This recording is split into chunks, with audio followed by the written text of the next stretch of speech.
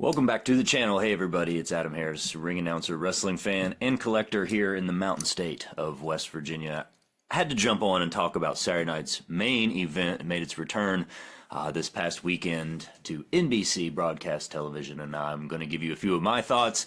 I thought I'd go back to the old PWI days and touch on some of the real winners and real losers of the event overall, and then I'm going to show you at the end an autograph from my collection from one of the biggest winners of the entire night. I think as a wrestling fan, you got to be happy about this. Something new, something to talk about. The build has been great to Saturday night's main event. It's all leading towards Netflix on January 6th, and I think they've done a great job of building both these things as important and must-see events. And they actually had some great Kevin Owens content that went up on WWE's YouTube and also on the WWE Vault. And after watching Kevin Owens reacting to his greatest moments, he was completely over with me. This baby faced him entirely, and between that and then David LaGreca's spiel about how he thought Cody Rhodes was going to lose the belt, I thought, man, they might just shake things up. They may truly have a title change at Saturday night's main event. And I think about it, had that happened, people would be talking about it, and they would say, wow, I better watch the next Saturday night's main event. Of course, that's not exactly what happened, but I was watching in great anticipation that there could certainly be a title change. Overall, the presentation was so great, geared right towards people my age and a little older, with that intro, that retro theme. You can't help but love hearing that. The big promo lines in the build-up from Gorilla Monsoon and from Mean Gene Okerlund, man, that hits me right in the feels, I have to say. And there was that ode to the new gen entrance ramp. Basically, the Hasbro retro ring was there in the center of the stage. They even had the crooked aisle, which I just went back and watched the forming of the Mega Powers. And that long angled aisle, it actually played into it because Elizabeth was bringing Hulk down that aisle, and he wasn't sure what was happening. She was dragging him, come on, come on. And then he saw when he turned the corner, he recognized what was happening to Randy, and he picked the pace up, and he went in and saved the Macho Man. That's all on the WWE Vault YouTube channel, helping build my anticipation for Saturday night's main event by great design. The Saturday night's main event that I remember most was probably in '92, I believe, and I think it's when HBK defeated the British Bulldog to become the Intercontinental Champion. I remember that being a big deal at the time, like, whoa, a title change, you know, here on television. And I also think that that was probably the night that Sid turned on Hulk Hogan right before WrestleMania. Maybe it was after the Royal Rumble. They had made up because, you know, Hulk helped eliminate Sid, and they had kind of made up for a tag team against Ric Flair and The Undertaker. And Sid would, like, not reach for the tag. He would never tag Hogan in, and then he finally jumped down off the apron and said, I'm out of here, and officially solidified his heel turn. Oh, it was great stuff in 1992. Was loving that.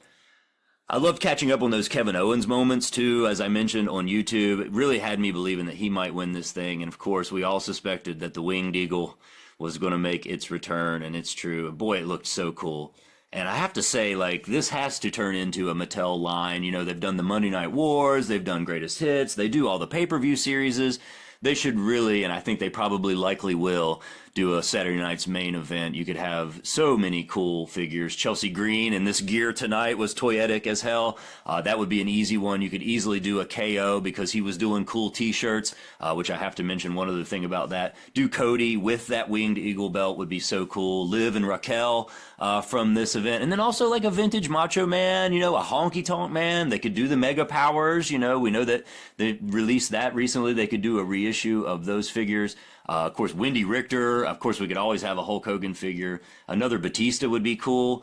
And as we know, this is likely going to be the year of the Jesse Ventura figure, which makes me think this is going to be likely because he had some of those iconic looks throughout the years in the early days of Saturday night's main event. So we'll be looking for that on the shelves. There's a lot to dive into in the idea of an line like that for Mattel. I think Jesse the Body did a good job. Of course, they welcomed him after the video packages. And if you saw Kevin Owens earlier in the day, he wore a Stardust shirt on SmackDown, and he wore a Gold Dust shirt. This one, in fact, from Homage. I was stoked when I saw that. I said, that's my Gold Dust shirt. And I had literally just been wearing it that day. And so I thought I would put it on for this video. Love Kevin Owens, and I love that he throws those little nods in there. He's a true wrestling fan. You get the idea. Kevin loves this. as much as we do. And I think that's part of what I find so appealing about him, and part of what made me think, man, they could actually put the belt on him tonight. And yeah, it's true. Jesse the Body was back. I think he did a fine job there. They used him sparingly, thank goodness. Joe Tessitore did a great job, was an ultra pro, as my buddy Tim said, because, you know, he had to get Jesse to turn around. Like, let's face the cameras here. Remember, we're on television here. And Jesse did a fine job. I don't know if there was enough of that. I feel like that was kind of geared at bringing back some lapsed fans, perhaps, and I don't know if there was enough of that to really capture the attention of somebody who hasn't been watching since Jesse Ventura was on the show back then. But they moved on pretty quickly from that, and, Jesse the Body, he might be over, but even the Body had to hear the immense pop when Pat McAfee's music hit. McAfee in the house, straight from Morgantown, West Virginia, where we just welcomed back our new old coach, which I'm already tired of hearing about. But McAfee was in the house for that in Morgantown, and then made his way up to Saturday night's main event. What a great feeling that was. And again, I think Pat, just like KO, he's a fan. He loves this the same way we do, and that's what makes him so great. Man, huge event. Great build. It's really the most excited I've been about any sort of television or pay-per-view really in a long time. I thought they've done a great build. We were looking for something different. Free TV used to mean more, but I still think it was a cool deal to have this on broadcast. Ratings are definitely different now than they used to be, but they will tell the story, and I think it's all building to Raw on Netflix, but I think the relationship with Peacock and with USA and with NBC hopefully will make these a successful, popular, semi-regular event that we can all look forward to. All in all, the triple threat was probably my favorite match between Gunther, Priest, and Finn. Man, I thought that was exceptional triple threat match. Everything made sense. It was believable. There was not too much of the lying around one guy while two guys worked. And the finish was great. It made sense. And it actually not only kept everybody strong, but I feel like everybody left this match stronger. We'll see where they go with Damian and Finn. I know a lot of people could have seen that one going a lot of different ways, but it makes sense to stick with Gunther. And man, triple threats are hard, and that was a great one that made a ton of sense, and I think that was excellent. Liv Morgan was excellent. Io was stiff as hell, and she came out looking super tough. I didn't really like the stare down with Rhea. That seemed unnecessary.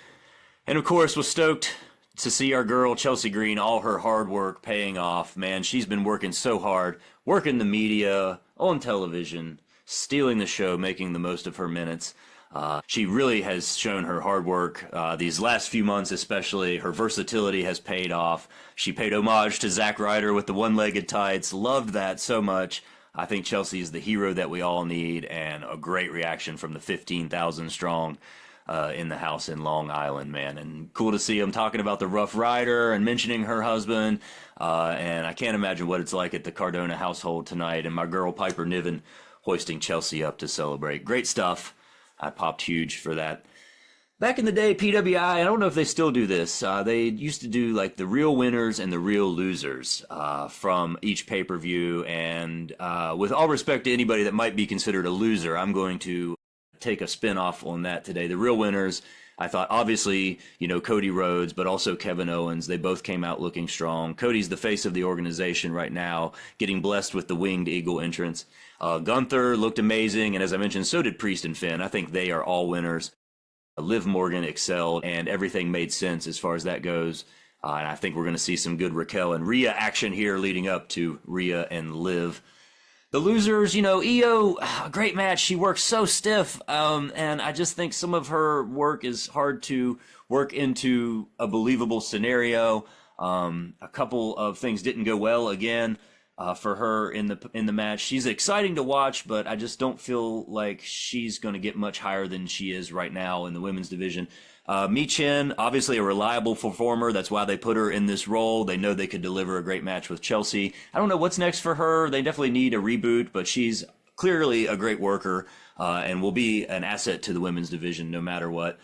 Was Jesse Ventura a winner or a loser? Were we winners because of his presence or losers? Did he bring back anybody? As I mentioned, I don't know if there was enough of this to bring back a lapsed wrestling fan, if that even is a thing. And Jesse Ventura said, we'll see you in San Antonio. So we already know he's signed up for the next Saturday night's main event. I said the losers might be the tag teams, the tag team division. You know, Finn is one half of the tag champions, and so I guess perhaps maybe that's why we didn't have a tag team title match, but there was no tag match whatsoever. You know, in homage to the Hart Foundation and the British Bulldogs, maybe there should have been a tag match on there, but that's nitpicking, and we're all looking forward to the transition to Netflix for Raw.